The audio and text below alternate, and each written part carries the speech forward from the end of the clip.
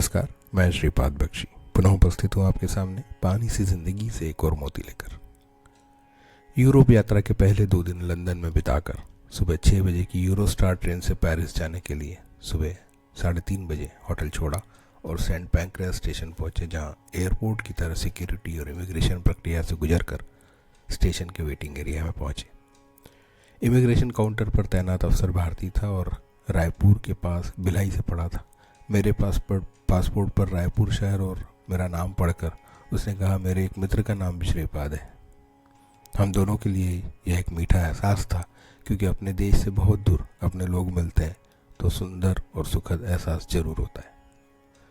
समय पर एस्केलेटर से प्लेटफॉर्म पर पहुंचे और अपने डिब्बे में अपनी जगह ग्रहण की। ट्रेन की बनावट आज हमारे यहाँ चल रही वंदे भारत जैसी ही थी, सिर्फ बड़ा सामान गेट के पास बने रैक में रखना था। लंदन से पेरिस की 342 किलोमीटर की यह दूरी 2 घंटे 20 मिनट में तय होनी थी। बीच बीच में यह ट्रेन 300 किलोमीटर प्रति घंटे की भी रफ्तार से चलती है।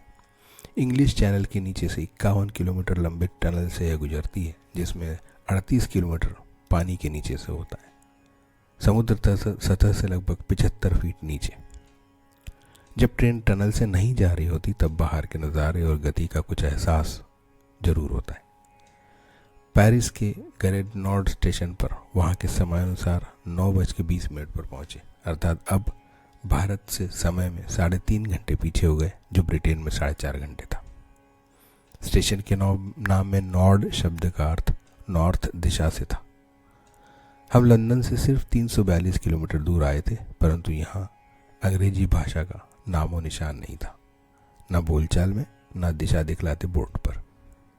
मन में एक बार तो यह विचार जरूर आया कि हम 6700 किलोमीटर दूर होने के बाद भी अभी भी अंग्रेजी पर इतने आश्रित सिर्फ इसलिए हैं कि हम मानसिक गुलामी से अभी भी जकड़े हुए हैं, वरना सिर्फ 350 किलोमीटर दूर बगैर अंग्रेजी के अप्रतिम प्रगति हमारे आंखों के सामने थी।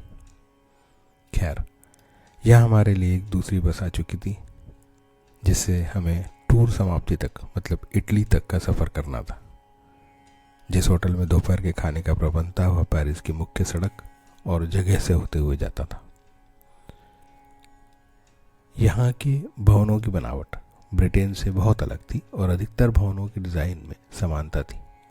खिड़कियों में भी बाहर से सुंदर ग्रिल लगाए जाने का प्रचलन है, जो बहुत ही अलग दिखाई पड़ता है। यहाँ की एक मुख्य सड़क से ही विश्व में सड़क पर स्ट्रीट लाइट प्रचलन में आए। वहाँ आज भी वे पुराने खंभे मौजूद हैं जिन पर पहले मशाल लगाई जाती थी। पेरिस को city of light and night कहा जाता है, परंतु अब पुराने बहुत से प्रसिद्ध रात्रि के शो बंद हो चुके हैं।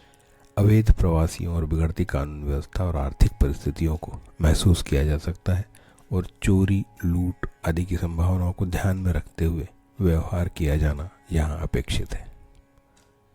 रास्ते में सिम नदी म्यूजियम, जहाँ नेपोलियन बोनापार्ट की बॉडी रखी गई है, मिलिट्री हॉस्पिटल, बिल्डिंग इत्यादि देखते हुए पेरिस के सबसे बड़े आकर्षण एफिल टावर पहुंचे, एक लाजवाब इंजीनियरिंग कला का नमूना, जिसे इंजीनियर गुस्ताव एफिल के नाम से ही जाना जाता है। सिर्फ 22 महीने में बनाया गया था 1889 में। 986 फीट ऊंचा यह टावर एक समय सबसे ऊंचा माना जाता था, परंतु अब नहीं है। चूँकि मौसम अच्छा था, हम टावर की सबसे ऊंचली मंजिल तक जा पहुँचे, पर वहाँ अत्यधिक ठंडा था। फिर भी वहाँ थोड़ा समय गुजार कर वहाँ के नज़ारे अपने कैमरे और अपनी आंखों में कैद कर नीचे आए। यहाँ से एक बहुत लंबी बोट राइड सिम नदी में करने के बाद रात में होटल में पहुंचे। इस बोट राइड में चूंकि वो सिटी के मध्य से गुजरती है, इसलिए दोनों तरफ की बिल्डिंग्स, कैसल्स इत्यादि को आप बहुत अच्छे से देख पाते हैं। वो भी एक बहुत अच्छा अनुभव रहा। अगले दिन पेरिस डिज्नीलैंड गए। पूरा दिन डिज्नीलैंड में ही व्यतीत किया। 2 राइड्स के बीच की दूरियां, अत्यधिक भीड़, उसमें लगने वाला समय, वो थोड़ी बहुत अव्यवस्थाएं, थोड़ा थकाने वाला और उबाऊ था। बस दिन में 3-4 बार मुख्य सड़क पर सभी डिज्नी किरदारों की परेड होती रही, जिसने थोड़ा बहुत एंटरटेन किया। यदि साथ में बच्चे ना हों और किसी और स्थान का डिज्नीलैंड या यूनिवर्सल स्टूडियो देखा हो तो यहाँ जाने से बचा जा सकता है। यहाँ से होटल आने के बाद हम एक दूसरी बस से रात्रि के समय पेरिस कैसा दिखता है यह देखने के लिए निकले। रास्ते में वह स्थान भी दिखा जहां लेडी डायना की कार दुर्घटनाग्रस्त हुई और उनकी मौत का कारण बनी।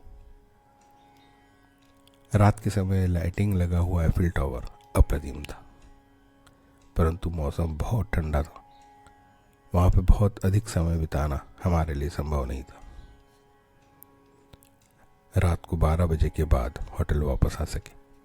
अगले दिन बेल्जियम होते हुए नीदरलैंड पहुंचना था।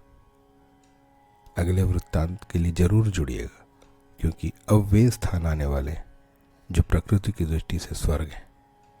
अप्रतिम प्राकृतिक सौंदर्य आपका इंतजार कर रहा है। पर अगली कड़ी में, तब तक जय हो, नमस्कार।